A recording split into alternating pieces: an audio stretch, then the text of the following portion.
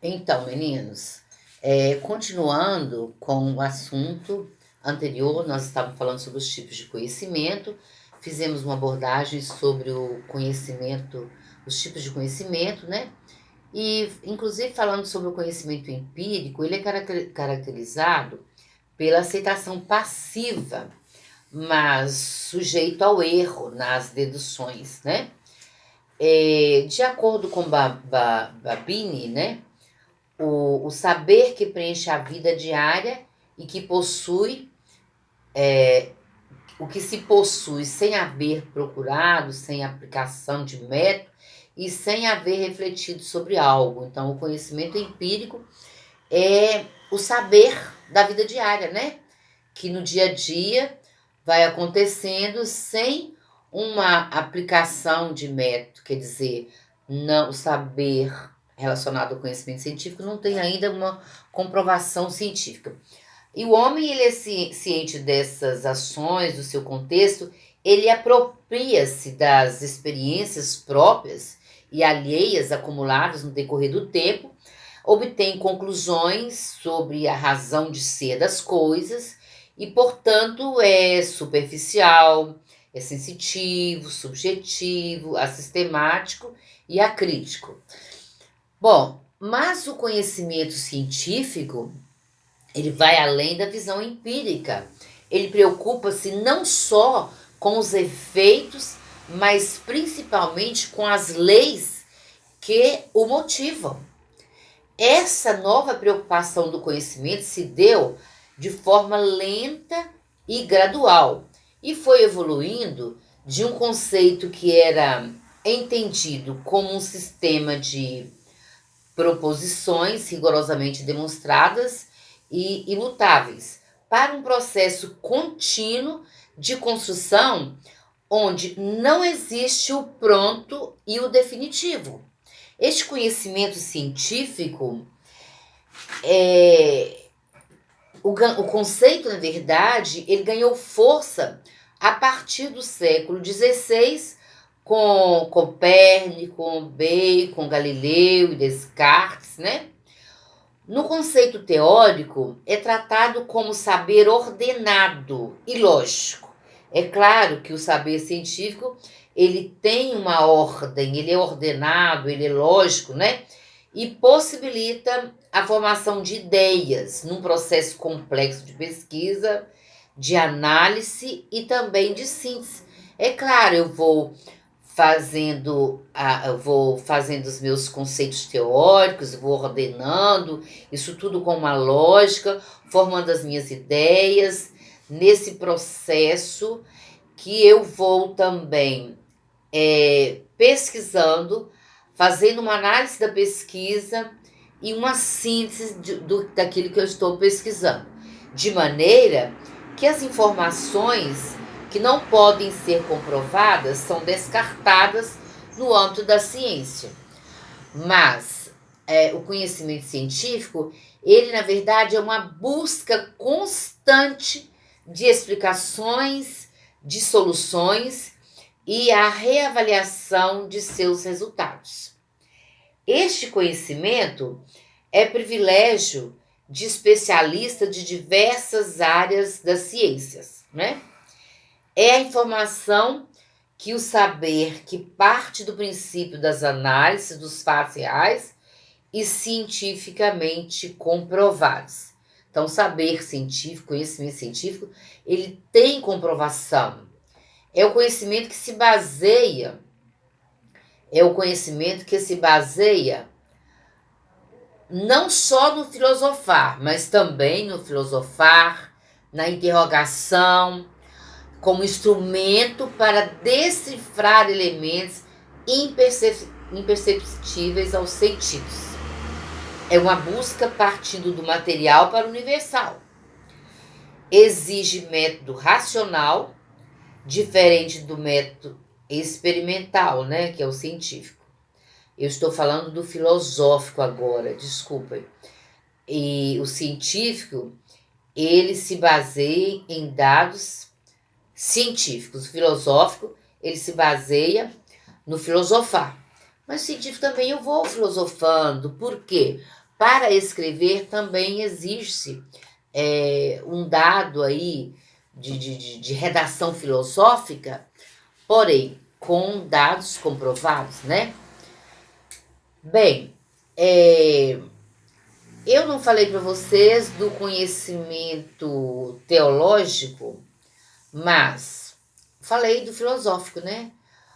No nosso caso aí da pesquisa na área de saúde, normalmente a gente não filosofa muito, mas existem pesquisas que trabalham muito com com conhecimento filosófico. Tem uma pergunta, por exemplo, sobre a clonagem humana. Será que ela é uma prática aceita universalmente? Isso eu posso, quando eu estou fazendo uma pergunta, eu estou dentro de um conhecimento filosófico, porque a filosofia é um eterno questionamento, né? Agora, o conhecimento teológico, nós não utilizamos muito nos dados aí da pesquisa na área da saúde, mas ele é adquirido a partir da aceitação de axiomas da fé teológica, é fruto da revelação da divindade, enfim. Faz parte aí da incumbência do teórico para provar a existência, né, de Deus mediante a inspiração divina. No nosso caso, nós vamos trabalhar mais com dados matemáticos, linguísticos, históricos, geográficos, né?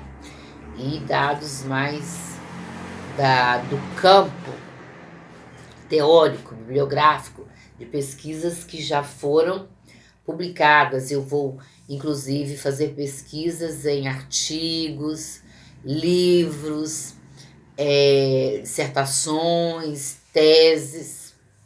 Eu não sei se vocês fazem essa diferença, mas as dissertações são escritas dissertativas, que normalmente se faz num curso de mestrado, e num curso de doutorado nós trabalhamos com uma pesquisa denominada tese. No caso da pós-graduação e especialização, como é o caso de vocês podem trabalhar com monografia e artigos, mas vocês vão estar escrevendo, a FIP normalmente está exigindo mais o artigo de vocês. Agora, o artigo a linha de trabalho é a mesma linha de uma monografia, porém é um trabalho mais sintético, mas todos dois exigem as mesmas normas e a mesma linha de pesquisa.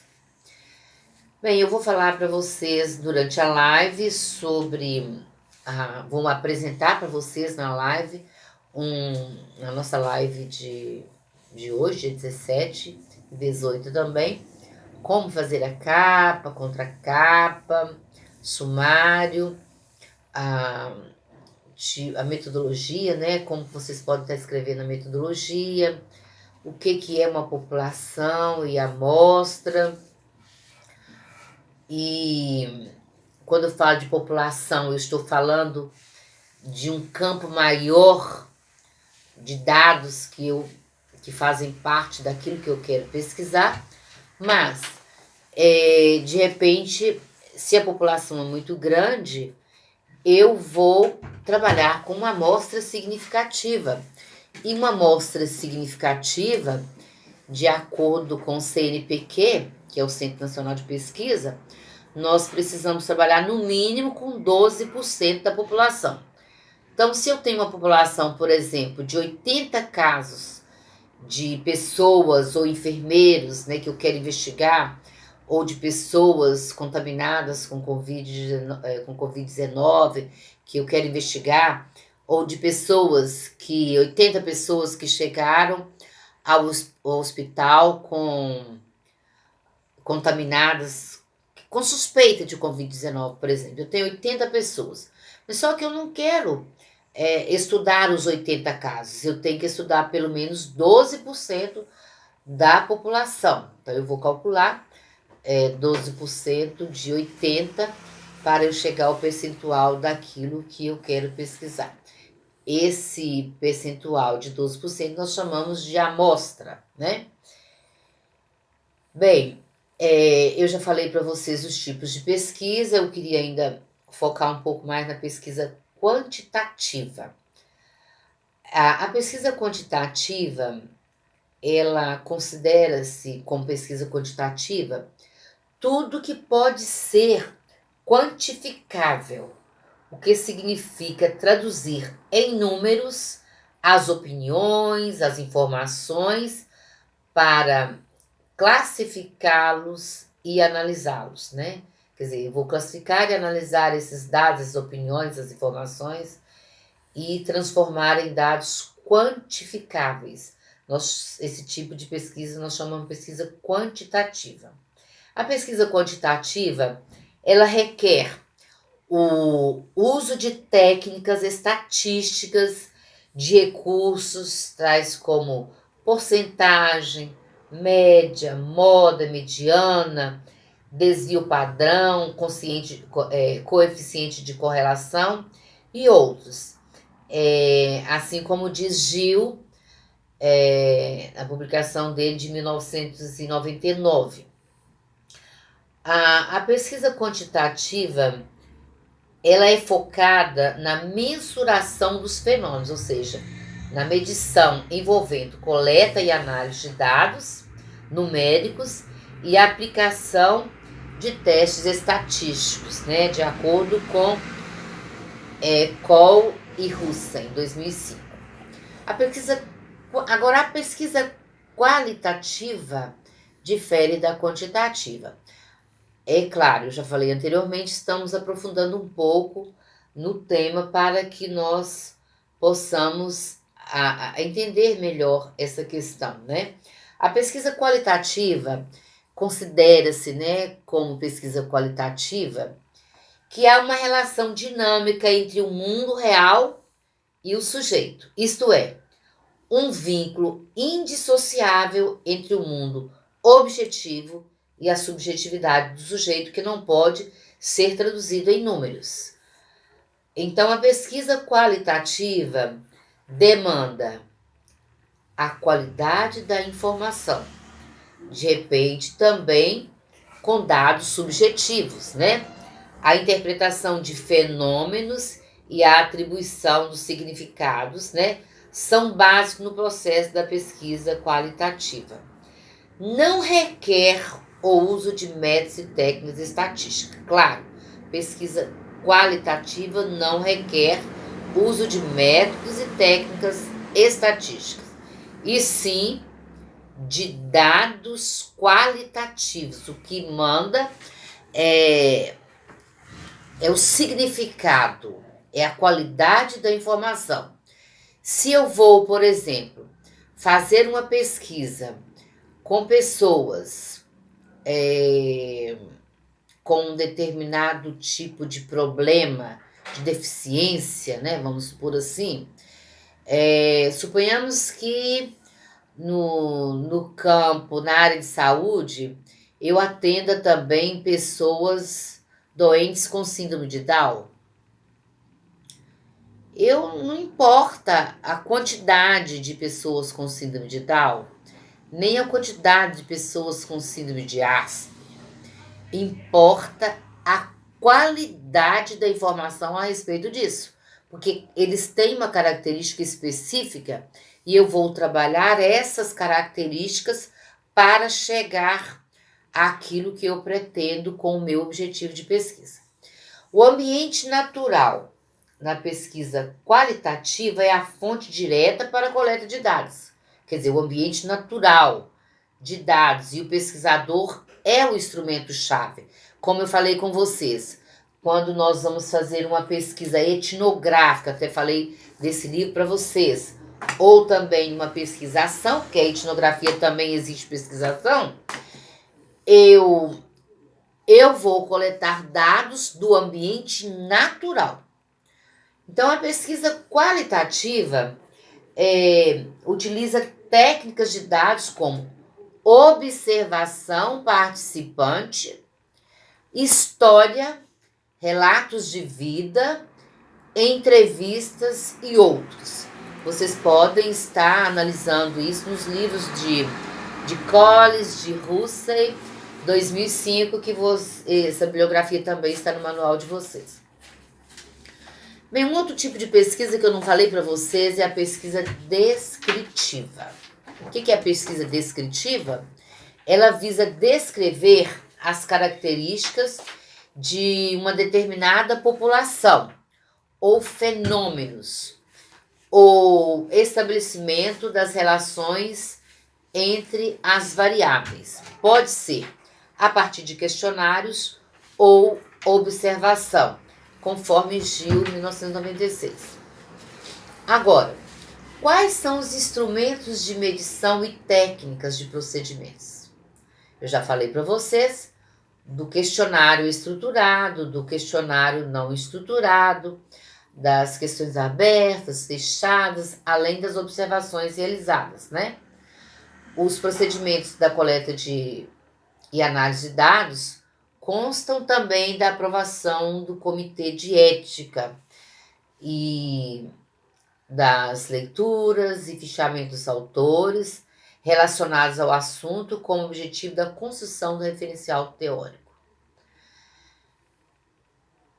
Pretende-se realizar entrevistas estruturadas com os gestores da instituição ou com os colegas da instituição de saúde, né?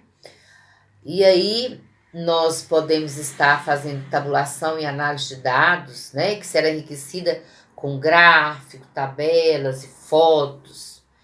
Enfim, é importante que o pesquisador tenha consistência, segurança daquilo que ele objetiva, mas fundamentalmente que ele esteja respondendo continuamente a sua questão de pesquisa, ou seja, o seu problema científico, que é uma pergunta, né? O problema científico, ele é elaborado a partir de uma pergunta que você vai responder durante a sua pesquisa. Agora, não falamos de hipótese de trabalho. A pesquisa, normalmente, eu posso, quando eu vou fazer uma pesquisa, tem algumas coisas que eu já acredito, né? A hipótese é aquilo que a gente já acredita, já tem como verdade. Então, acredita-se que a partir desse trabalho investigativo poder-se-á entender o porquê da falta de interesse das pessoas para cuidar de sua saúde, por exemplo. Eu posso acreditar que as pessoas não têm interesse em estar continuamente cuidando da sua saúde para não adoecer. Isso pode ser uma hipótese, né? Então, assim será possível elaborar novas alternativas que poderão ajudar na melhoria do entendimento dessa população. Bem, então a hipótese é aquilo que eu acredito como verdade e que durante a minha pesquisa eu vou elaborando as minhas questões, vou definindo os meus referenciais teóricos e vou chegando à conclusão se a minha hipótese é verdadeira ou se a minha hipótese não é verdadeira. Agora, para fazer uma pesquisa, eu preciso de estar fichando alguns dados, principalmente quando eu vou fazer uma pesquisa teórica.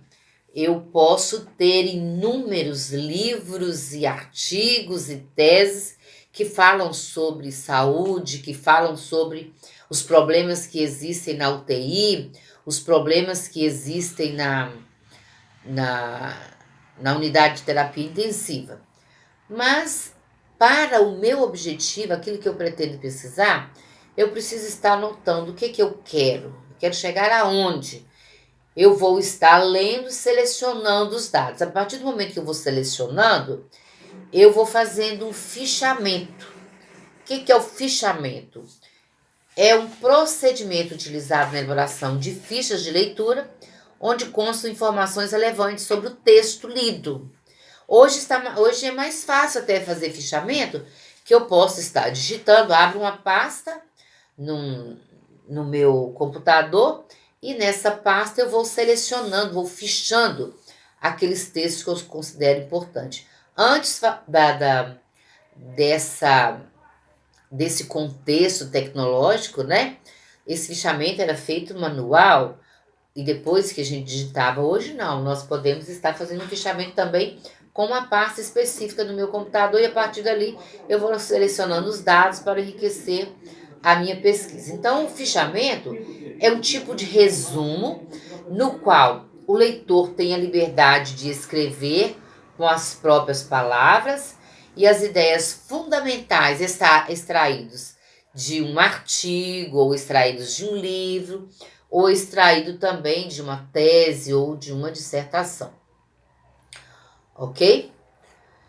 Então, vamos encerrar este momento. Daqui a pouco nós passaremos para o nosso próximo módulo.